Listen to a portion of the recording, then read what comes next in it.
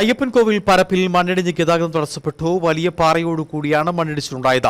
ക്രമവിരുദ്ധമായി മലയോര ഹൈവേക്ക് വേണ്ടി മണ്ണ് നീക്കം ചെയ്തതാണ് രണ്ടാം തവണയും ഇവിടെ മണ്ണിടിച്ചിലുണ്ടാകാൻ കാരണം.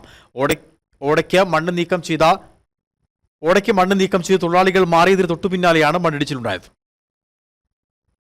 മലയോര ഹൈവേ നിർമ്മാണം തുടങ്ങിയതു മുതൽ അയ്യപ്പൻകോവിലിൽ ഒരു മഴ പെയ്താൽ മണ്ണിടിയുന്ന അവസ്ഥയിലാണ്. പരപ്പ് പാറമടയ്ക്ക് സമീപം കഴിഞ്ഞ മഴയത്തും മണ്ണിടിഞ്ഞിരുന്നു. ഇന്ന് രാവിലെ 10:30 ഓടയ്ക്ക് മണ്ണ് നീക്കം ചെയ്ത് തൊഴിലാളികൾ മാറിയതിന് പിന്നാലെയാണ് മണ്ണിടിഞ്ഞത്. തലനാരിഴയ്ക്കാണ് തൊഴിലാളികൾ രക്ഷപ്പെട്ടത്. മലയോര ഹൈവേ നിർമ്മാതാക്കൾ മണ്ണെടുത്ത് മാസങ്ങൾ കഴിഞ്ഞിട്ടും സംരക്ഷണ ഭിത്തി നിർമ്മിക്കാത്തതാണ് രണ്ടാം തവണയും മണ്ണിടിയാൻ ഇടയാക്കിയത്. വലിയ ശബ്ദത്തോടെയാണ് ഇവിടെ മണ്ണിടിഞ്ഞ് റോഡിൽ പതിച്ചത്. വലിയ പാറ കഷ്ണങ്ങളോടെയാണ് മണ്ണ് റോഡിൽ പതിച്ചത്. ഈ സമയം വാഹനങ്ങൾ വരാതിരുന്നത് വലിയ അപകടമാണ് ഒഴിവായത്.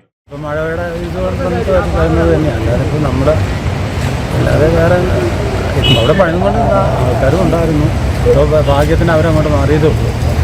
മണ്ണിടിഞ്ഞ ഭാഗത്തിന്റെ സമീപഭാഗവും വിണ്ടിരിക്കുകയാണ്. ഏതു സമയം ഈ ഭാഗവും ഇടിഞ്ഞു വീഴും. ക്രമവിരുദ്ധമായി മണ്ണ് നീക്കം ചെയ്തതാണ് തിരിച്ചടിയായത്. ഒരു മല തന്നെ ഇവിടെ ഇടിഞ്ഞു വീണു. അരമണിക്കൂറോളം ഗതാഗതം മുടങ്ങി. മലയോര ഹൈവേ നിർമ്മാതാക്കൾ ഉണ്ടായിരുന്നതിനാൽ ഉടൻ തന്നെ ഇടിഞ്ഞ മണ്ണിന്റെ ഒരു ഭാഗം നീക്കം ചെയ്ത് താൽക്കാലികമായി ഗതാഗതം പുനഃസ്ഥാപിച്ചു. മലയോര ഹൈവേ നിർമ്മാണമാണ് പ്രദേശവാസികളെ ഈ അപകടാവസ്ഥയിൽ എത്തിച്ചിരിക്കുന്നത്. ഒരു മഴ പെയ്താൽ ബാക്കി ഭാഗം കൂടി റോഡിൽ പതിക്കുന്ന അവസ്ഥയിലാണ്. അടിയന്തരമായി ഇതിന് പരിഹാരം കാണണമെന്നാണ് നാട്ടുകാരുടെ ആവശ്യം. Idukki vision news, Ayyappancoil.